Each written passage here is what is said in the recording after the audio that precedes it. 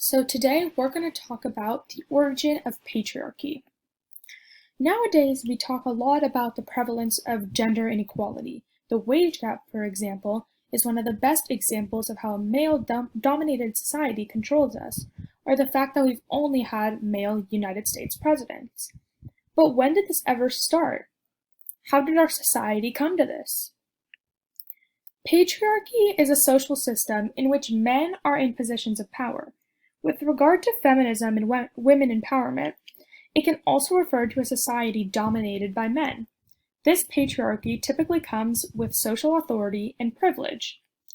It starts out in the hunter-gatherer period, which was the prevalent lifestyle consisting of hunting and gathering, hence the name. You can see right here, hunters were men, and right in here you can see these are women, so the gatherers were women.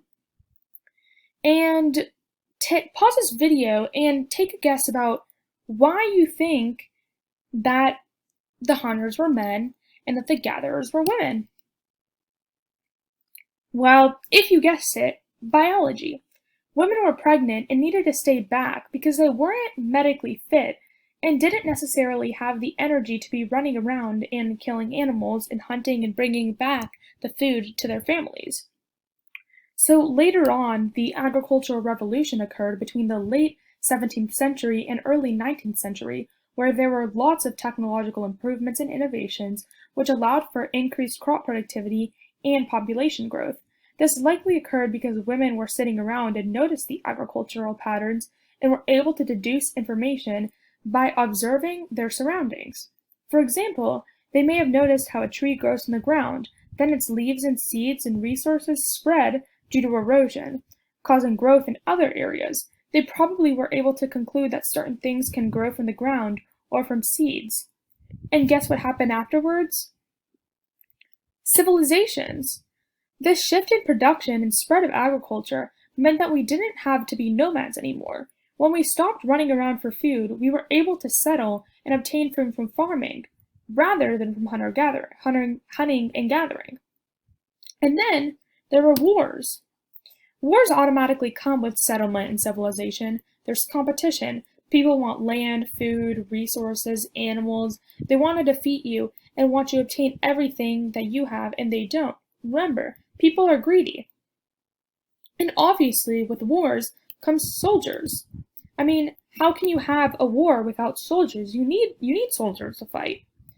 And, I mean, take a wild guess at who the soldiers were. Look here at the image.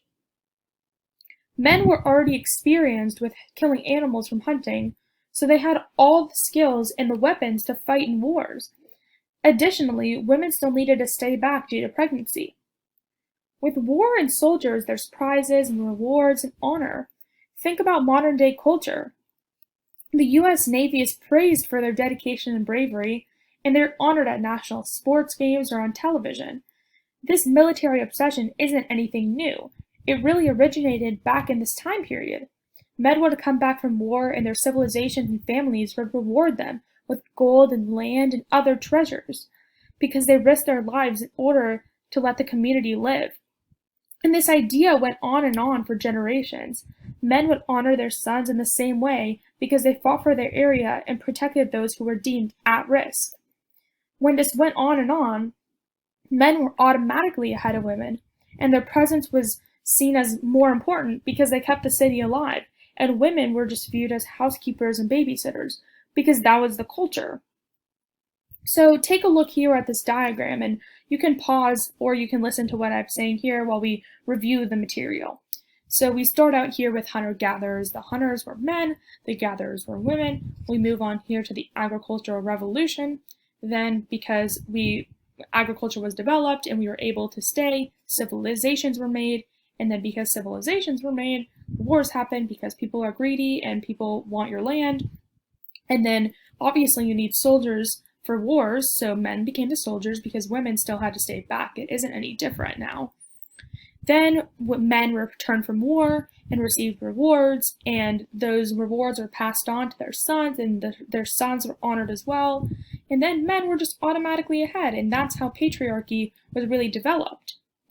And that patriarchy was born.